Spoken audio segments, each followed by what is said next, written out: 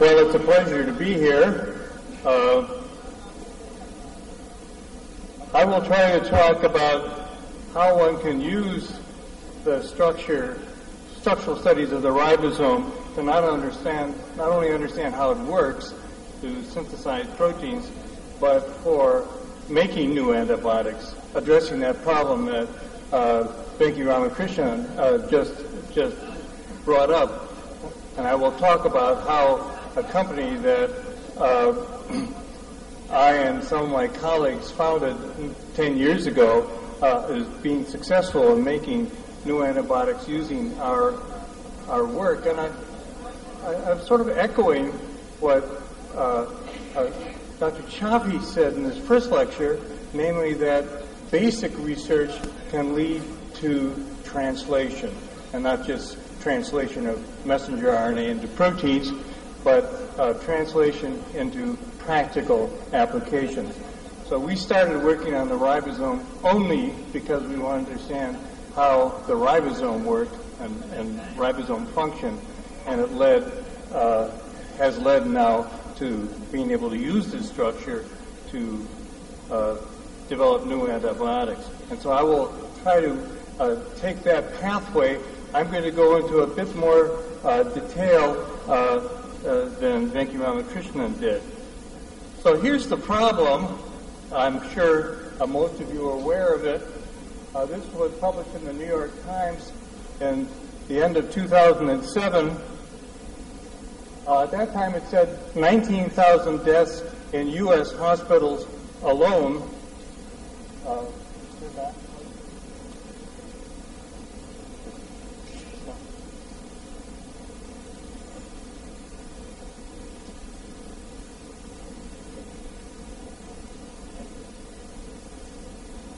From methicillin-resistant Staph aureus. I'm told that now, worldwide, it's about 100,000 deaths a year. Very large problem. The other problem is that new antibiotics that are being approved has dropped from, this is 2003, 2007, or 83 to 87, sorry. And more recently, you can see that the number of antibiotics approved for use has dropped to 2 or 3. Big problem. And there was an article in the New York Times just a month ago saying maybe the National Institutes of Health should be providing money to help in funding the development of new antibiotics. I mean, that's a complicated issue to say the least. But this is a major problem. So that's where I want to wind up. How did we address it? But let's start a little bit more in the beginning. I'm not going to give as much background as to how we got into this area as the previous speakers have. But what we've been working on for the last more than 3 decades in my laboratory is exploring the structural basis for what's called Crick's central dogma. DNA makes RNA protein. That is, how is DNA copied into DNA? What is the molecular mechanism for that? And then how is that DNA copied into messenger RNA? And then the final step, which is what I'm going to talk about today, and what Venki talked about, is how is it that the ribosome is able to translate that message that's encoded in the genome, translates that into proteins. And as Venki said, the small subunit does what's called the decoding, gets the right tRNA on the right anticodon, or on the right codon. And what the large subunit does is attach an amino acid that's attached initially to the A site tRNA, attach it to the growing polypeptide that forms a polypeptide bond, and that's what it's catalyzing, that reaction. And then this chain grows. And so what I'm going to talk about primarily is, first of all, how does this happen? That's the basic thing that ribosomes do. And then secondly, how do antibiotics stop this process? And then thirdly, how can we use this information to develop new antibiotics? So, as Becky said, Jim Watson's group was working on the ribosome in the 60s when I was a graduate student at Harvard.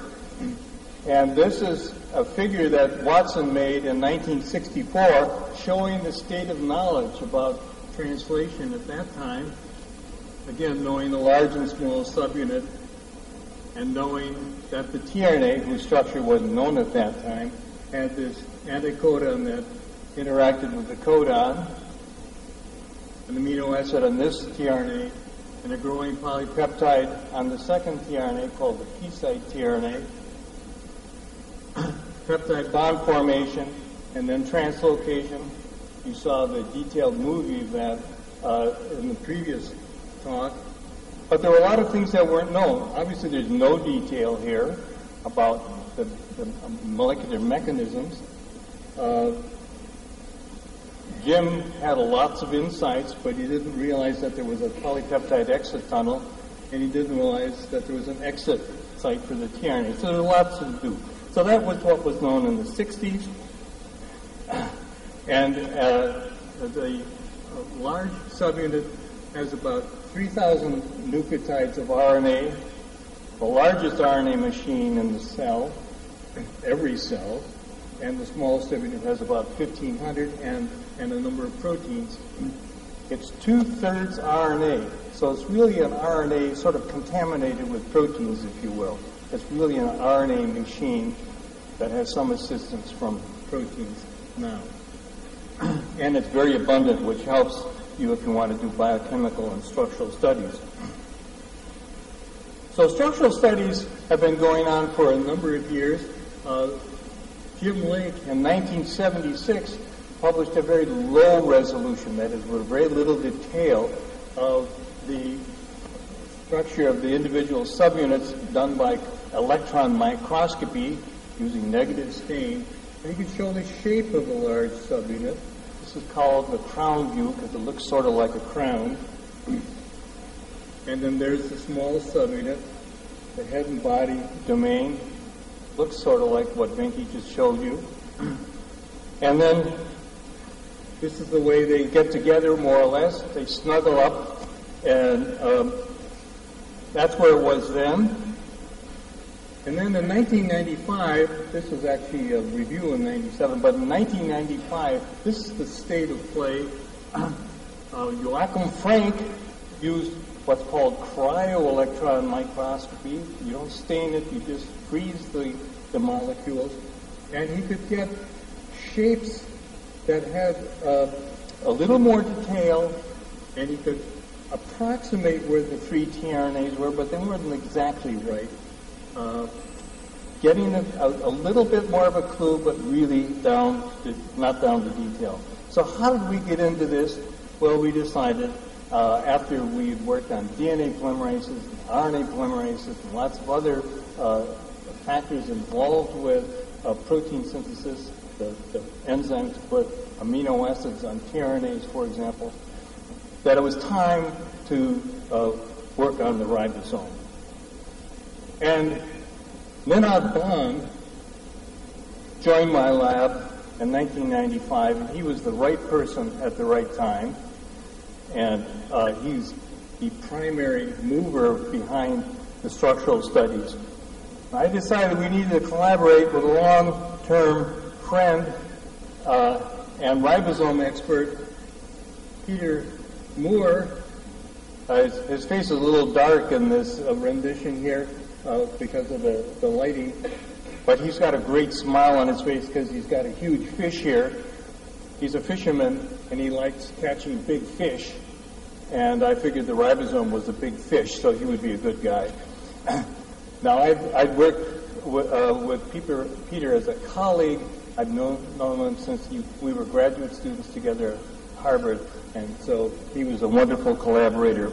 And then Paul Nissen joined the lab from Aarhus, Denmark, and Paul and then Bob were really the ones who were the primary movers on determining the structure. I'm not going to, you'll probably be pleased to know, I'm not going to tell you in detail what it was we did that made it possible to solve this largest of assemblies solved at that time. 10 times larger than the previously large assembly solved. We used a very large heavy atom cluster compound that at low resolution gave a big signal. I won't tell you anything about it. It all has to do with getting information that's necessary to convert those X-ray diffraction images that Venki showed you into a molecule. I won't talk about that. Instead, I'll just show you a recent structure that we got following on Venki's crystals, showing the complicated structure of the RNA with a phosphate backbone in white here and bases in purple, and then the proteins scattered around the surface and the tRNA molecules going in between. There's the E-site tRNA, and just do this again. So those are the three tRNAs. Decoding happens here. Protein synthesis happens down there. And again, a very complicated RNA structure. And I have to say the most exciting time that we had, and I'm sure it was true with the Ramakrishnan lab as well, is when we saw what the RNA protein complex looked like. We had no idea what it was going to look like. So here again, not well displayed because of the darkness of the projected image, is the RNA. This is the structure that we got in 2000. The tightly packed RNA, again the backbone in green here and the bases in white.